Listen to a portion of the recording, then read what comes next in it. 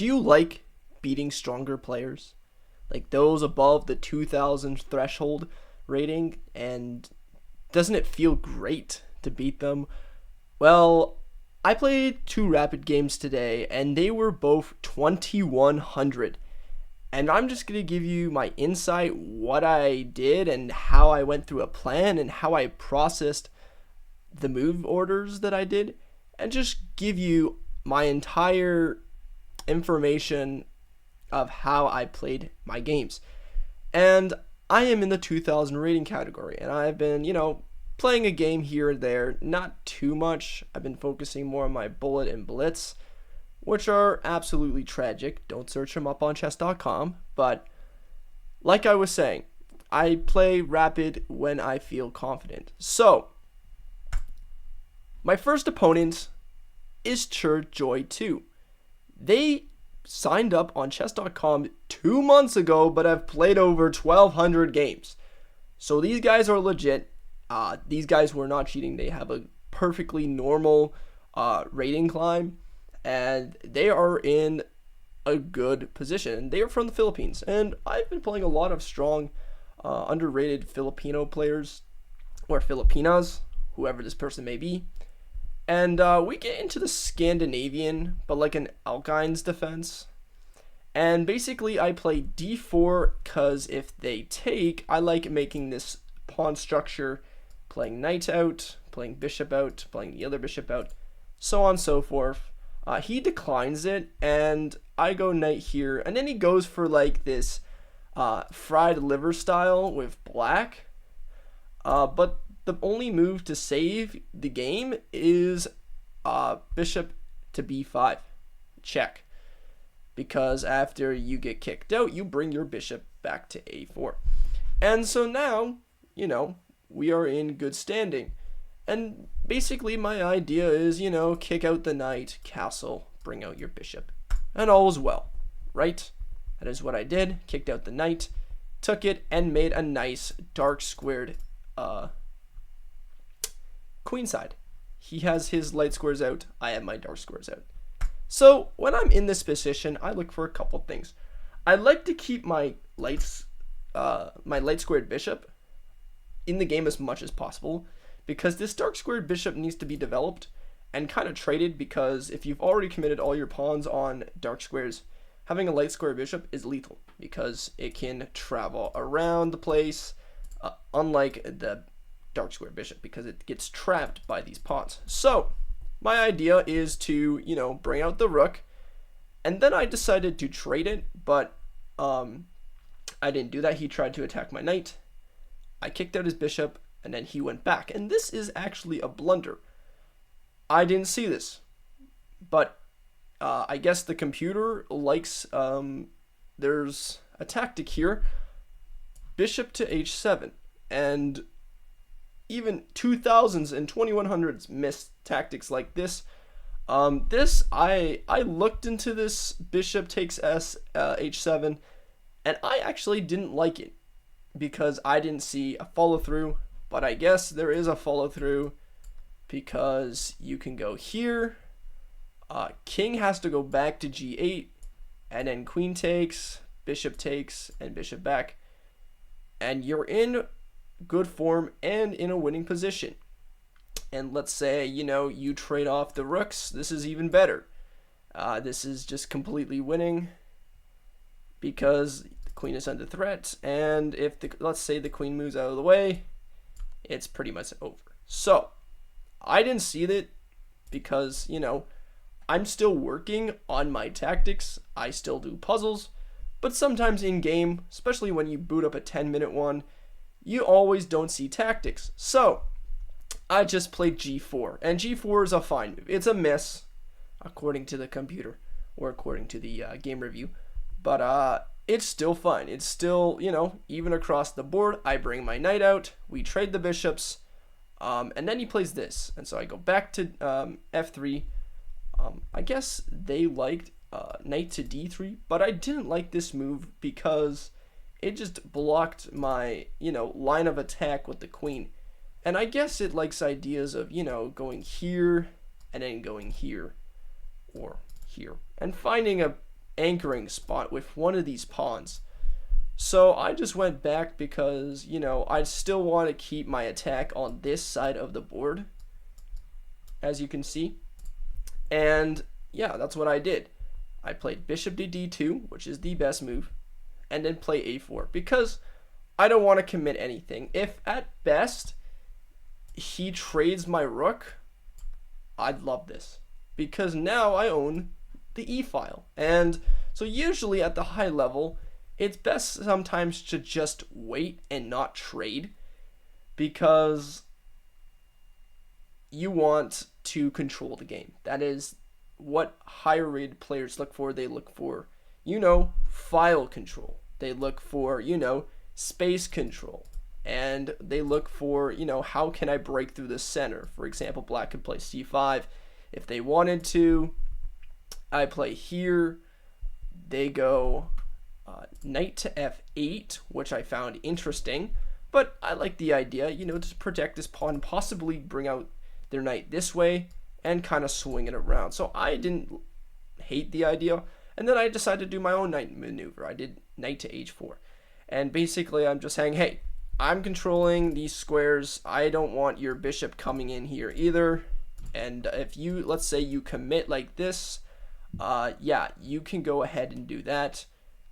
I will play bishop to g6, bishop to h6, and that's what happened during the game. I played this, he committed, I went bishop h6, and I liked this. This was still fine. I played rook to e3. If he takes, then I still have a nice center, which he did, and then played queen here. And so now I'm in a predicament. My pieces are kind of on the edge of the board. They're still playing somewhat of a part. This bishop kind of is annoying.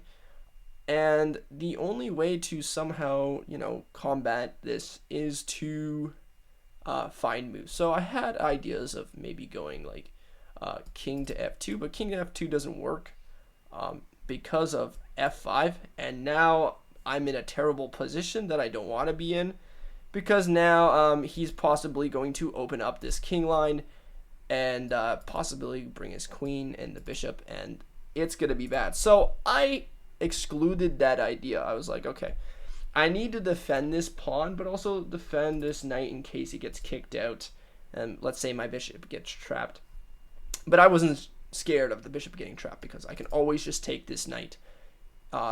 It's a weak piece for a weak piece. I wouldn't trade this right away because it's still doing, somewhat of a job controlling somewhat squares. But like I said, I'm not fully confident, so I had no worries. And I played queen to f2. And queen to f2 just solidifies this piece. Same with the bishop. So if there are any, attacks, I will be fine. He plays rook to e8. I play rook to f1. Now starting an attack of my own, giving threats. And then he plays knight here. And I thought, okay, what can I do now? And I always had this lingering thought I could play g5. But that doesn't work. Because, yeah, now you can trade off my piece. Because my queen is now pinned to my king, and I have to trade. And now this is losing. So I excluded that idea. I said I didn't want to do that. And instead, I brought my knight back. And the reason why you can't do this now is because bishop is here. If I had done this first, like let's say I had played g5 first, now this is no longer covered. That is why I kept, I didn't play this right away because I knew the bishop was still guarding it. And I had, control over these dark squares from a distance. Okay, this knight is terrible, but we won't talk about it. So, knight to d7, and I decided, you know what, I'm playing my knight back, and then I'm going to go strike with h5, hoping to maybe play g5 again, but most likely I was thinking, yeah, I'm still playing h5, trying to open this up, king to h1, rook here, and just try and slaughter, possibly. But this is kind of like hope chess ideas. He plays queen to e4, and that's a great move because now you target my weak pawn. I had to play queen here. the only move to save the game. And then he plays c5, a breakout move. And I was like, okay, this is a good move. But guess what? I have tempo on your queen first. I overstepped what I was playing. I played a5 first because I was like, I'm not sure where to go. Everything that I want to do is kind of in a pickle, so I'm just playing a flank pawn move. He goes here, and now I play knight d2. And so now I'm, executing some properties. Now he has to trade. Now it's a forced trade. So he trades. I bring my rook to f3, but this is a bad move because I had first forgotten that two things. Number one, my pawn was hanging, and number two, that I could play e4.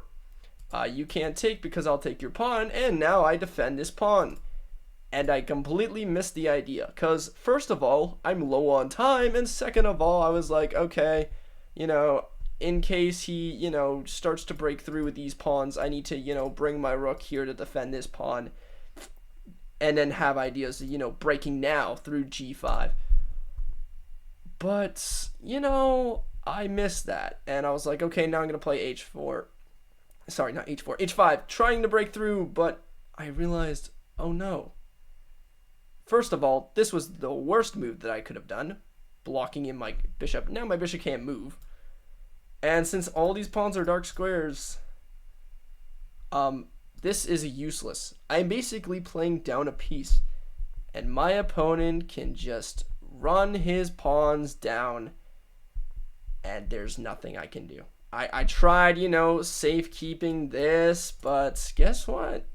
He brings his rook for a check, and he can maneuver his knight, and this pawn is falling. And falling fast. Yeah, I tried keeping this. I tried trading the rooks, but yeah. Knight c4 is killer. And I lost to a 2100. And I was like, this sucks. This really does. I had an alright position that I was fine. I was going to start an attack. But like I said, I miscalculated. I was starting to get low on time. I was using my time to the fullest. But, when you get into endgames and start to, not know what to do, and your positions get complicated, right? That was pretty complicated, especially in the middle game around this part. Bringing my rook in and then bringing my knight, still covering this pawn, which was crucial. Yeah, it was a tough game to navigate, and I had a little bit of a position where I could have, been winning with this e4 counter. But yeah, I just couldn't find it, and that was my first game. So I went 0-1 against 2100s. But then I booted up another game, and I decided, you know what? Why not one more game for the day? And I was set up with another 2100, and this guy was higher rated than my last opponent by like 30-40 points.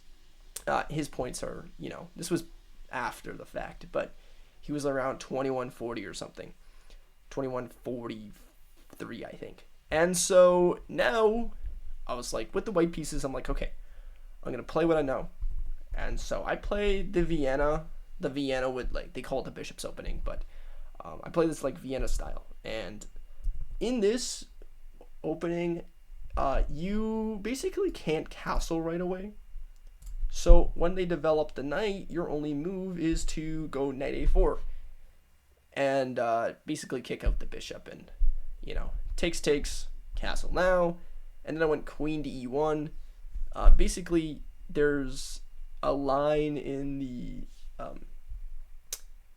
in the Sicily, the closed Sicilian Grand Prix attack, where you go queen to e1 and bring it out here.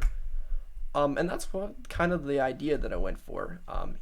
Takes, and then I strike in the center, and then he takes with this, and then I take with the queen, and I'm winning because I have two active bishops, and this is a nice position. And when you have a bishop that can't really go anywhere, I guess it can go here, but it's going to take two moves to maybe move to the spot of attack. And so he goes knight to e8, which I found very fascinating. And believe it or not, the winning move is rook takes f7. And then after rook takes f7, then rook f1. But guess what? I don't know that. And I play rook to e1. Just bringing my rooks to the center, right? Like, why not? Because that's important. And I'm still in a winning, advantage according to the computer. It looks pretty even. So, trade off the bishops, trade off the rook, give a check, and an a3. Just so that he can't take my free pawn. Because my pawn structure is kind of weak. His is more, clumped up. Mine is more expanded. So I need to make sure not to blunder random pawns, because that's important in endgames. And we're in the middle, almost endgame, and we maneuver. And I decided, keep my pawns on the dark square, keep it as, close and tight knit together. And then I went out with this breakout move. I had ideas of if he went like, let's say he made like a normal move. Let's say he made like, I don't know, this move, right? I wanted him to go, wanted to play this bait move, b3. Because if rook here, then I can fork. And that was kind of the idea that was going through my head at the time in this game, but I was like, okay, he's already committed his rook to the center. And counters with g5. I bring my rook back, and then I decide to go here, trying to attack this pawn. But it's not as accurate because, he can actually go knight b5 and attack my bishop. He doesn't see that and goes back to defend the pawn. And then I play b5. And then we trade off the rooks. I bring my king in and then play a4.